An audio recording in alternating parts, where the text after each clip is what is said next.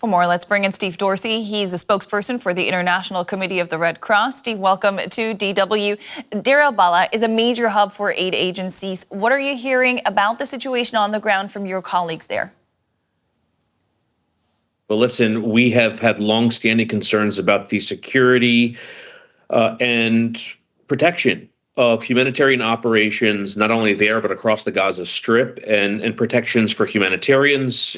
Since October 7th, 2023, we at the International Committee of the Red Cross have lost 6 staff members in Gaza. The most recent one, just this month, we announced a few days ago the death of our 6th colleague in Gaza.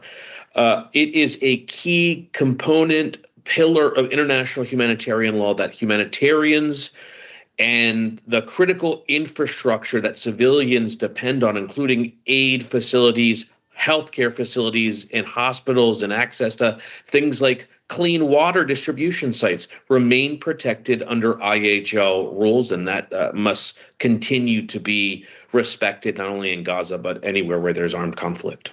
Yeah, the condolences for the loss of your colleague there. We heard the UN Secretary General condemning the raid on the WHO office in Deir al-Balah. How does that make you feel about your colleagues in Gaza? Obviously concerned for the safety of my colleagues. Just at our field hospital in Rafah not too long ago, a staff member was injured by a stray bullet. These are soft-sided tents that are set up as really temporary sites across Gaza. We had a patient, a 13-year-old boy, struck by a stray bullet in May, and he died just a few weeks ago. So we know how dangerous these operations can be, especially so close to the front lines of where the fighting is happening. Yeah. Now, more broadly speaking, how are you expecting your operations to be affected by the new offensive in Deir al-Balah?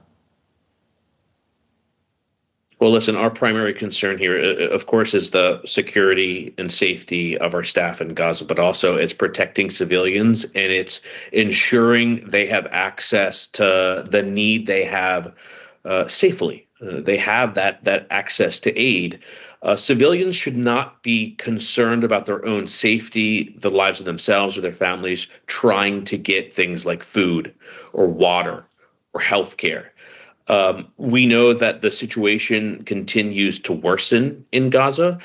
We know that clean water is running dangerously low. Access to fuel for basic needs like cooking continues to be jeopardized. Healthcare facilities, the ones that remain, are struggling under the increasing, overwhelming capacity of healthcare needs in Gaza. And we've also been seeing signs of malnourishment in the people that we've been treating throughout Gaza.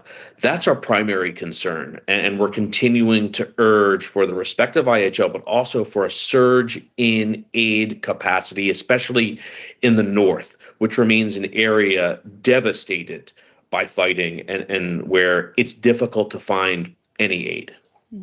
How, if at all, do you communicate with the Israeli military to ensure the safety, not just of your staff, of course, on the ground, but also those in your care? Yeah, everything we do in Gaza is in full transparency of Israel. They're occupying power in the Gaza Strip. Our aid distribution, our healthcare facilities, the whereabouts and locations of our staff and our office buildings are all clearly marked and also communicated regularly with Israel. Of course, we also have key dialogue with Israel and the IDF, along with Hamas. When we undertake aid operations, including in the last ceasefire agreement, we hope, of course, there will be an end to the fighting and another ceasefire that will provide for more humanitarian action. But in those agreements, typically we do things like facilitating the hostage releases. That, of course, is done in cooperation with Israel and visibility with Hamas, not only on the ground, but also in the diplomatic channels throughout the region as well. In recent weeks, we've seen several mass casualty events involving people seeking aid. Is there anything your colleagues there are able to do to help people stay out of harm's way? Yeah, the best thing we can do is be there for when they need us. We're talking about 3,500 people hurt trying to get access to aid, they tell us, primarily food aid in the south of the Gaza Strip near Rafah. That's where our field hospital is. The overwhelming majority are gunshot victims. Some also report to us that they were hurt by shrapnel. Many have died. Hundreds have died. I think more than 250 people have died, pronounced dead in many cases on arrival at our facility there. This is a 60-bed field hospital. So when we talk about mass casualties, we're talking about exceeding by a large margin the capacity that we have in place at our field hospital. Sometimes it's more than 100 patients with stretchers laying on the floor, my colleagues tell us, with physical therapists supporting the emergency room, with orderlies helping nurses transport patients.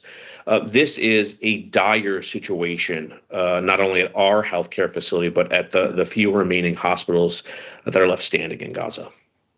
Steve Dorsey, ICRC spokesperson in Washington, D.C. All the best to you and your colleagues. Thank you.